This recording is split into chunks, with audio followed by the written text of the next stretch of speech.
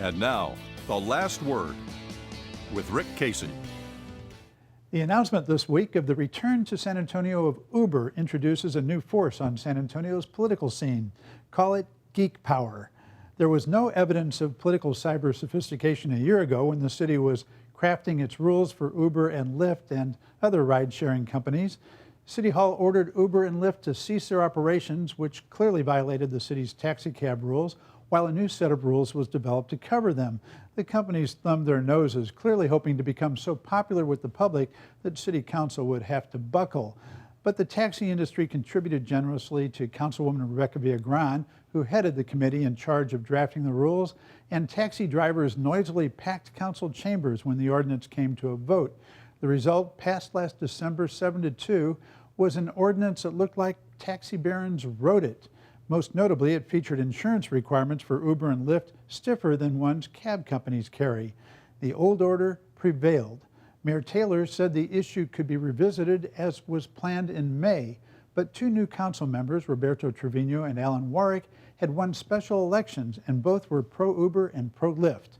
It became an issue in the mayor's race, and by late February, Taylor decided to put the draconian new rules on hold and revisit the issue. The council moderated the insurance requirement in early March and tweaked other rules, but Uber and Lyft said one provision was a non-starter.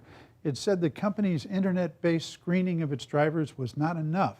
They had to submit to a fingerprint-based criminal background check by police. That, said the companies, was too onerous, and they both quit operating in San Antonio. It was not an unreasonable requirement. Uber said its background check was rigorous, but still the company had agreed to police fingerprinting in Houston, a much bigger and more lucrative market. But in March, a woman accused a driver of sexually assaulting her, and it turned out that he had not undergone the police screening, and the Uber check had not caught a previous prison sentence on a felony drug conviction.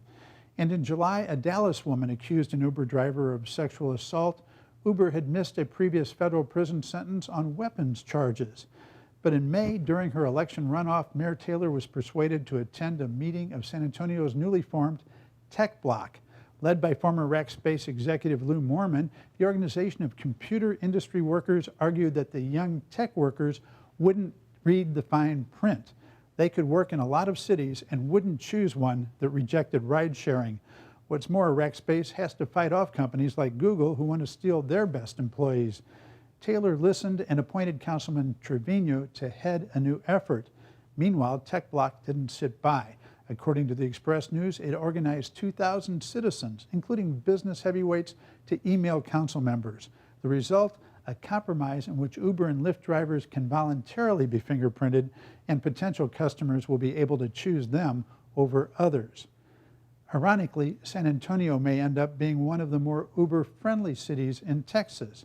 Hip Austin is talking about raising fees and requiring fingerprint-based security checks, so is Abilene. But here, the message is clear. The tech sector is on the rise. Warning to cab companies, beware of geeks cheering Lyft. And that's it for Texas Week. See you next time.